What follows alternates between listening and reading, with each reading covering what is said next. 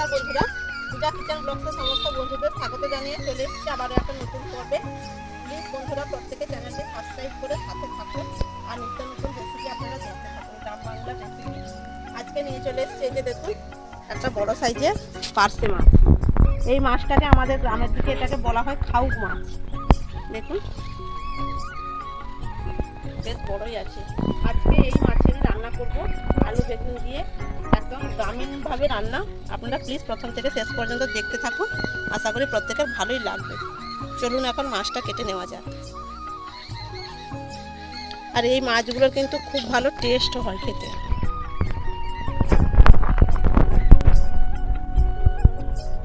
এই মাছের গাটা কিন্তু এই দিকটা একদম পুরো রূপোর মতো চকচক করছে।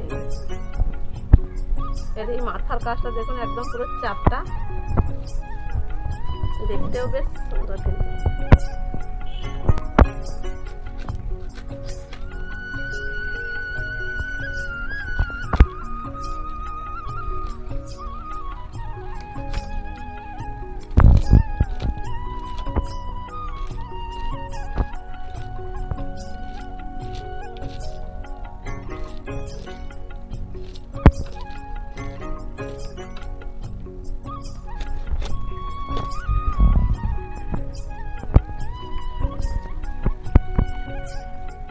এই মাছের এই যে মাইক,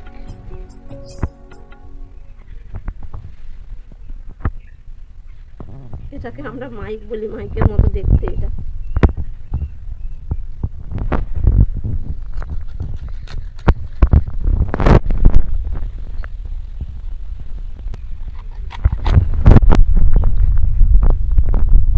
সব মাছগুলো কাটা হয়ে গেছে, এবার ধুয়ে আনবো।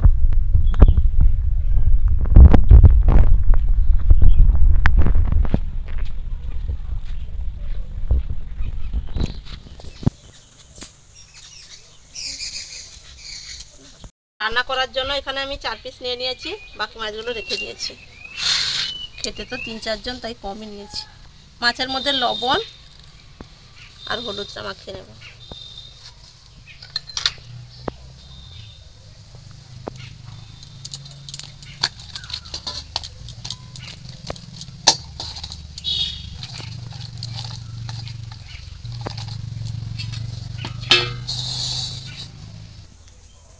গাছ থেকে একটা টমেটো তুলে এনেছি, এটা কাঁচাও না আর পুরোও পাকেনি। টমেটোটা দেবো তরকারির মধ্যে।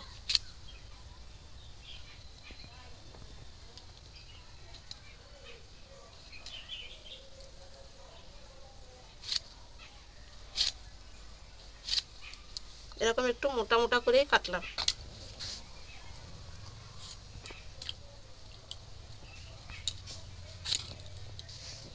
বেগুনটাও একটু বড় মোটা করে, একদম ফ্রেশ বেগুন দেখুন, আর একদম নরম।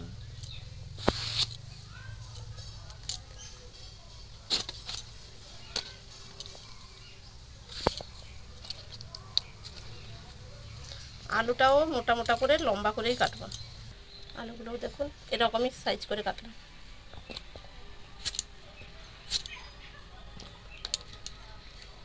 আমি উনানটা জ্বালিয়ে নিয়েছি, কড়াই চাপিয়ে দেবো।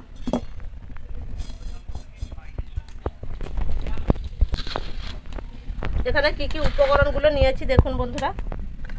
কালো জিরে আছে, এটা রসুন থেতো করা আছে, জিরে বাটা, হলুদ গুঁড়ো, পেঁয়াজ কুচি, লঙ্কা চেরা, আদা বাটা। আদার সঙ্গে একদম অল্প করে একটু পেঁয়াজ একসঙ্গে বেটেছি, লঙ্কা গুঁড়ো, লবণ, তেল।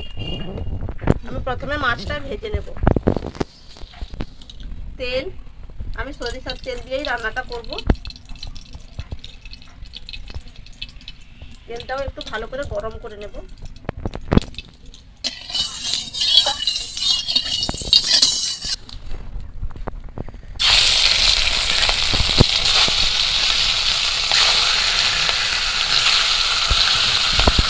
মাছগুলো একটু ভালো করে লাল করেই ভাজবো। এই মাছের চাকাগুলো একদম পুরো গোল্ডেন, একদম লাল করেই ভেজে নিয়েছি। এবার তুলে নেব।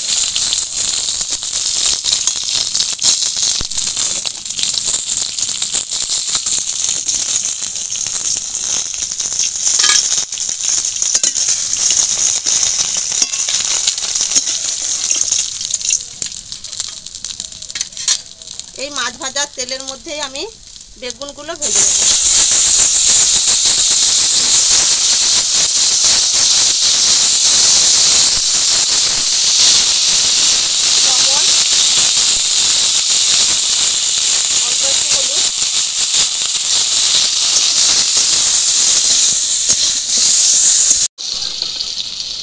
বেগুনগুলো আমি এরকম করে ভাজলাম, এবার তুলে নেব।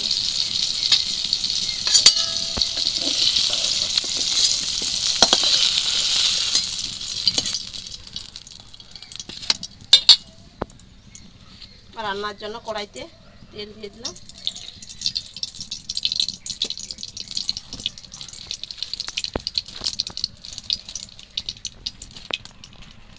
যা পড়ে গেল, কালো জিরে,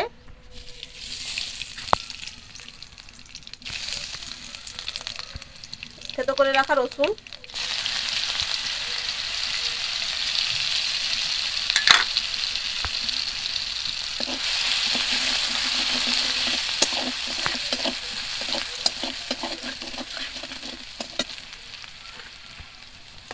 কাঁচা লঙ্কা চেরা, পেঁয়াজ কুচি।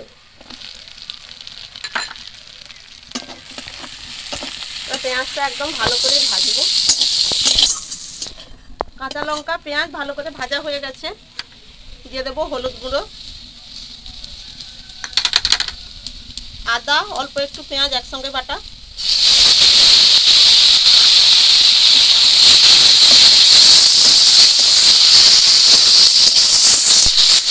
অল্প একটু জল দিয়ে দেবো।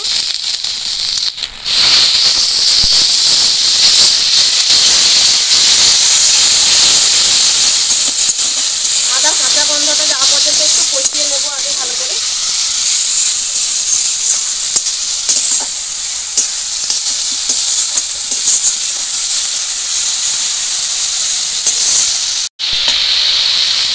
লঙ্কা গুঁড়ো, মশলা থেকে খুব ভালো করে একদম তেল ছেড়ে গেছে। এবার এর মধ্যে আলু আর টমেটো দিয়ে দেবো।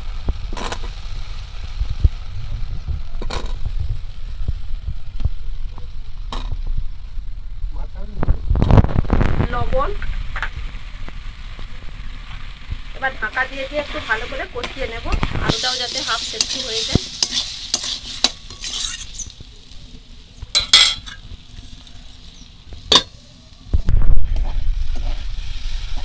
আলু আর টমেটো ভালো করে একদম কষানো হয়ে গেছে, এবার জল দিয়ে দেব।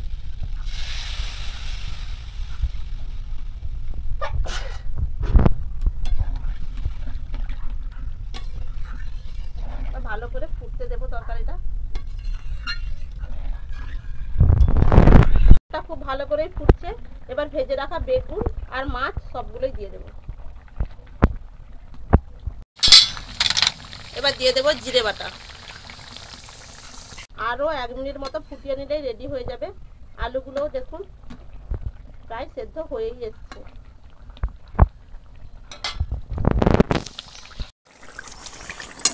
পার্শে মাছের আলু বেগুন দিয়ে ঝোল একদম রেডি, এবার ঢেলে নিচ্ছি।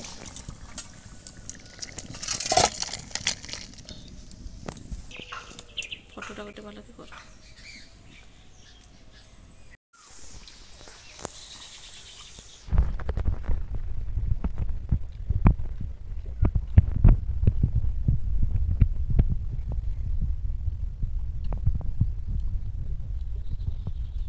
বেগুন থেকে মাখিয়ে এনে ভাতের সঙ্গে ভালো লাগবে।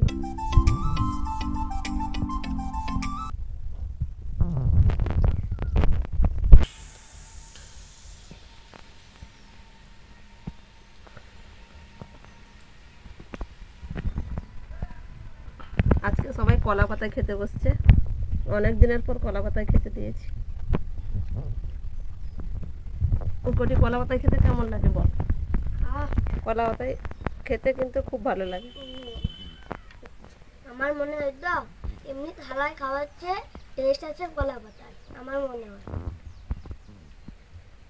আমারও ভীষণ ভালো লাগে কলা পাতায় খেতে।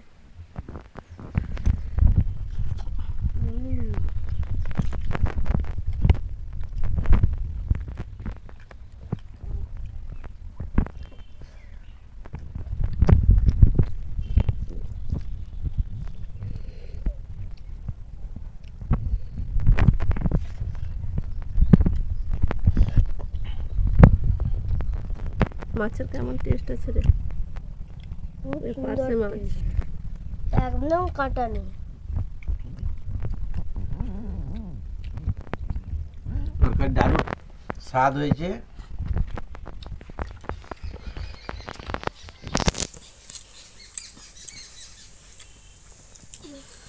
আর পাশের মাছটাও স্বাদও ভালো।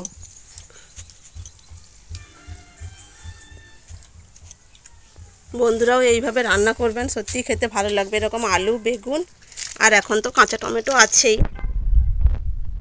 দিয়ে রান্না করবেন, অবশ্যই খেতে ভালো লাগবে। কাঁচা টমেটো থেকে আধা পাকা টমেটো একটু আধা আধা পাকা, মানে হাফ পাকা হাফ কাঁচা, এরকম টমেটো রানলে আরও টেস্টি হবে। টেস্টি হবে। কেননা যখন আমাদের তরকারিতে ইয়ে দেওয়া হয়, পাকা টমেটো দেওয়া হয়, এই পাকা টমেটো তো আর লাগছে না।